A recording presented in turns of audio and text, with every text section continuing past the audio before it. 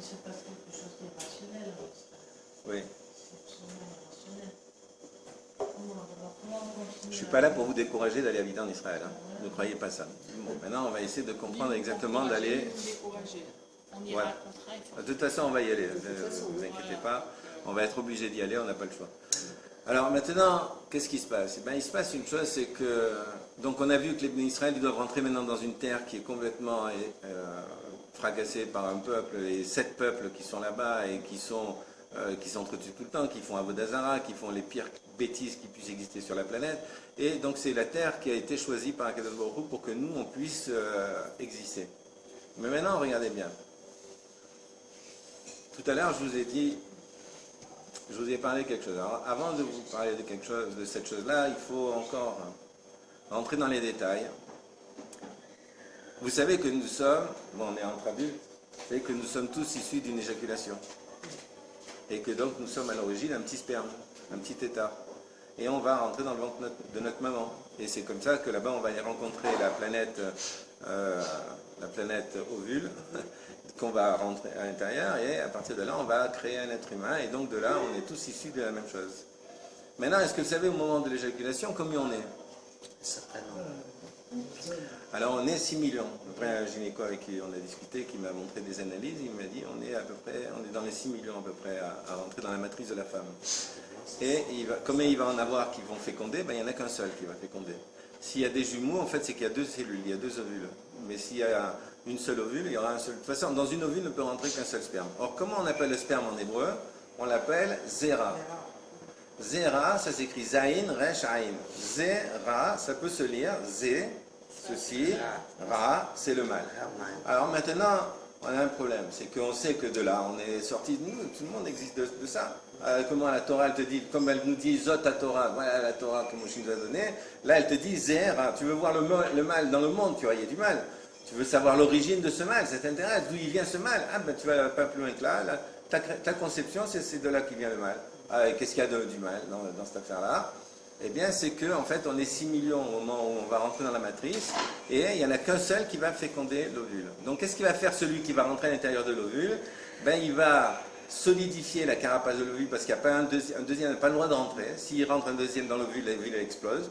Donc, le deuxième n'a pas le droit de rentrer, donc il va solidifier la carapace pour empêcher les autres de rentrer. Pas seulement il va solidifier la carapace pour empêcher les autres de rentrer, mais en plus de ça, il va envoyer un enzyme qui est un véritable poison qui va tuer tous les autres spermes. Donc en réalité, pour exister, j'ai tué 6 millions de copains, de frères potentiels, du même père. Ça vous rappelle pas quelque chose? Bah, 6 millions, décidément. Ouais, 6 millions de juifs et Hitler qui voulait éliminer tout le monde. Eh bien oui, c'était pour créer la Terre.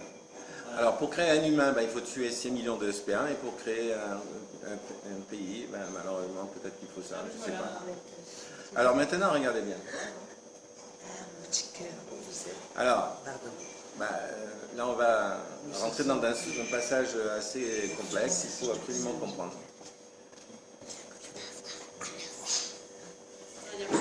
Regardez l'être humain. Regardez l'être humain.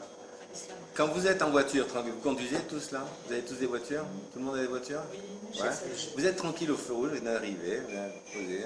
Puis d'un coup, il y a une moto, une deuxième, une troisième, ils sont tous un devant l'autre pour passer devant vous.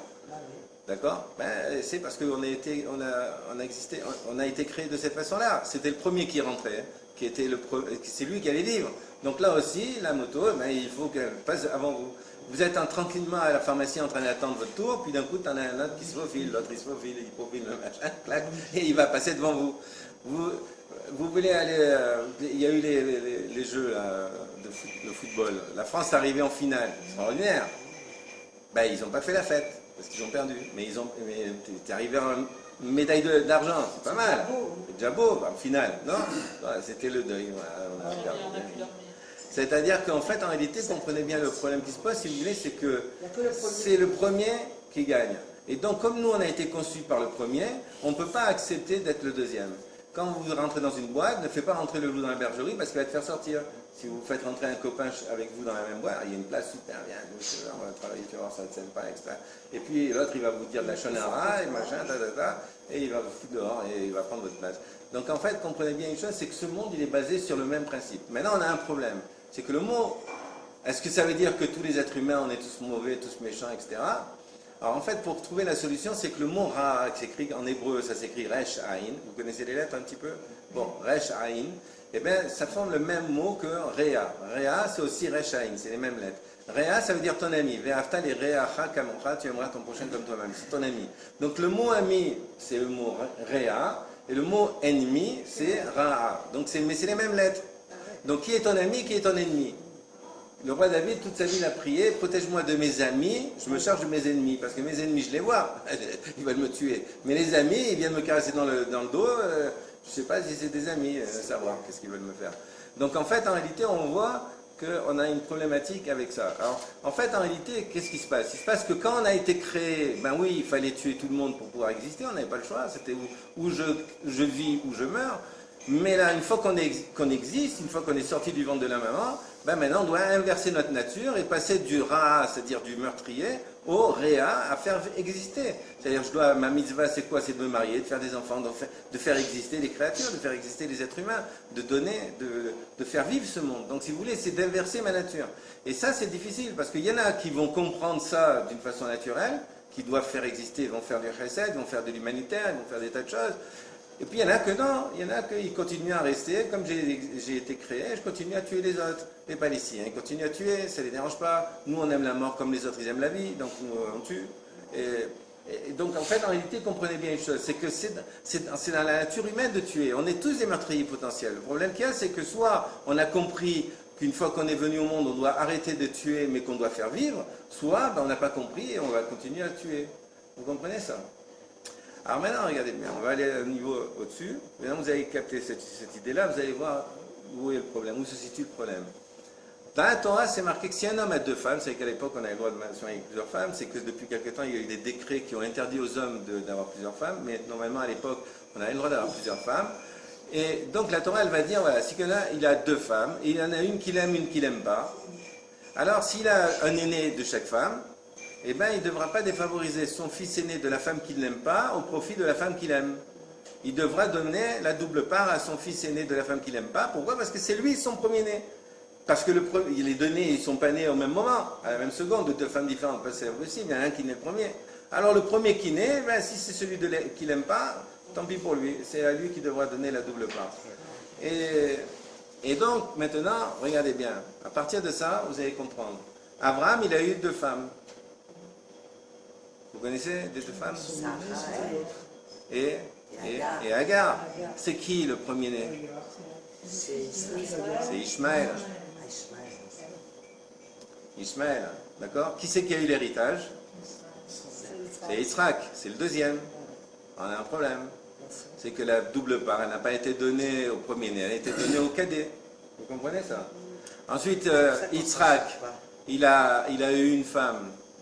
Mais il a eu des jumeaux. C'est qui le premier-né? C'est Ésaü. Et Ésaü, ben, c'était lui le premier-né. Et qui a eu l'héritage? C'est Yaakov. Donc, si vous voulez, on a deux fois, à part deux fois de suite, on a évacué le premier-né. On n'a pas gardé le premier-né. On a donné la part au cadet. Vous comprenez ça? Et donc ça pose un problème. Parce que maintenant, regardez bien, toute la Torah, lorsqu'elle va nous être donnée, même quand on lit le schéma, qu'on doit lire 3 fois par jour, on doit lire le schéma, eh bien, qu'est-ce qu'on va dire? Si vous observez mes mitzvot, alors je vais l'intati à l'arrêt, je vous donnerai, vous aurez, la terre elle va produire, ça va être extraordinaire. De là, qu'est-ce que vous déduisez? Quand on a commencé le cours, rappelez-vous, je vous ai fait déduire. Donc là, si je te dis, si vous écoutez ma Torah, eh bien, vous allez avoir, mais là, vous comprenez, je n'ai pas besoin de vous le dire, mais si vous comprenez que si vous n'écoutez pas la Torah, vous ne faites pas mes mitzvot, qu'est-ce qu'il va y avoir? Eh bien, les aînés vont venir réclamer leur part. Ishmaël, il va dire, mais attends, la terre, elle ne t'appartient pas. Et Esav, il va dire, mais la terre, elle ne t'appartient pas. C'est ce qu'ils font, d'ailleurs. Ben oui, mais c'est les premiers-nés. C'est les premiers-nés. Si tu observes la Torah, si tu observes ma Torah, ben oui, la terre, elle va tout donner. Mais la terre nous a été donnée sous condition. Le cadeau du premier-né nous a été donné sous condition. Tout ça, ça nous a été donné sous condition parce qu'on n'était pas le premier-né, on était le cadet.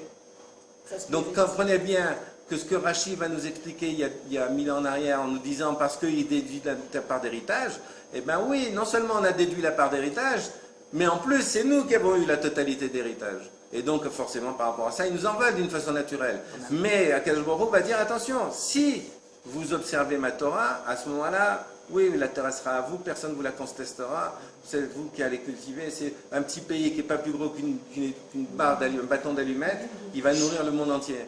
Comment tu peux imaginer que tu regardes Israël sur la carte du monde, c'est invisible, c'est un trait, c'est une lame de rasoir. Et bien de ce pays-là qui est minuscule, il va nourrir, vous trouvez les mandarines de Jaffa, vous les trouvez dans le monde entier. Tous les supermarchés, n'importe quel supermarché, vous trouvez des mandarines. Comment ils ont fait? Comment ils ont fait? Vous ne posez pas la question comment ils font ça. Ah, il y a des mandarines Jaffa, ah, il y a des avocats d'Israël, ah, il y a des trucs d'Israël, ah, la nana d'Israël. Comment ils ont fait? Comment ils ont fait? Allez dans n'importe quel endroit du monde et vous allez trouver les fruits d'Israël. C'est quoi l'histoire? Comment un petit pays comme ça, la France, elle est, je ne sais pas combien de fois plus grande qu'Israël, les fruits de France, on ne les voit pas nulle part. Et la technologie? Et puis sans compter la technologie.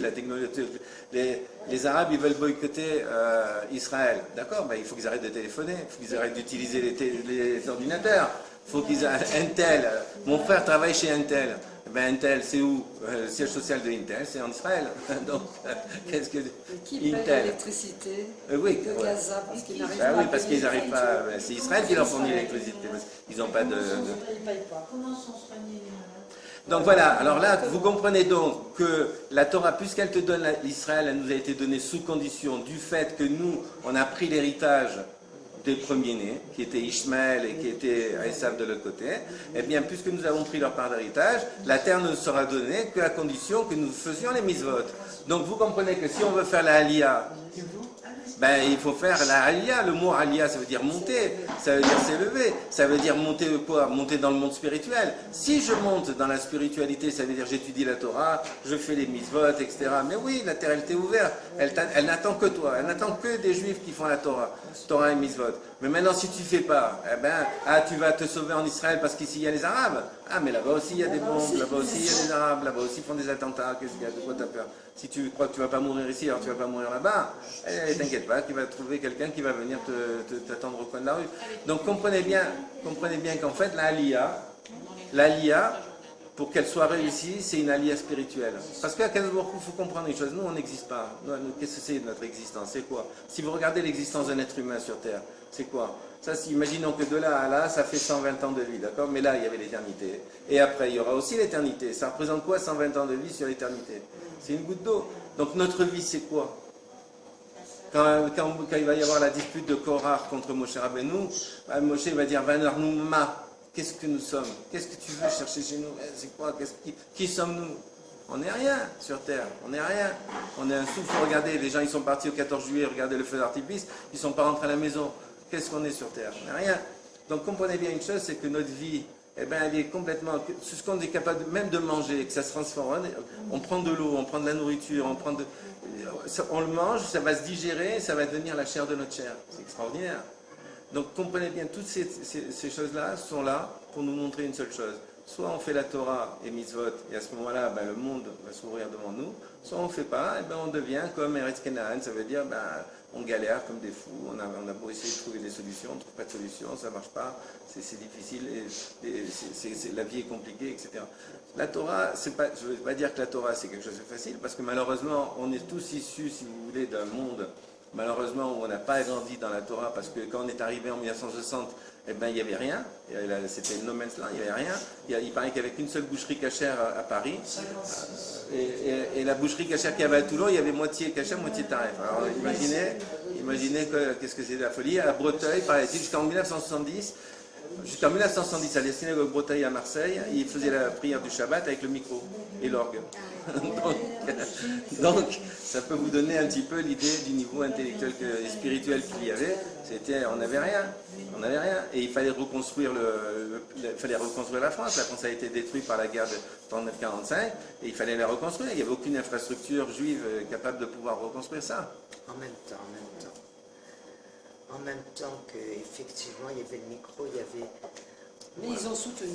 Non, mais il y a un conservatisme, il y a eu un conservatisme religieux en Algérie, pour ne citer que l'Algérie, qu'on ne trouve plus même dans nos contrées d'aujourd'hui. Ça entend quoi que même si on trichait avec la Torah, eh ben on a quand même conservé le judaïsme. Oui, Baruch Hashem.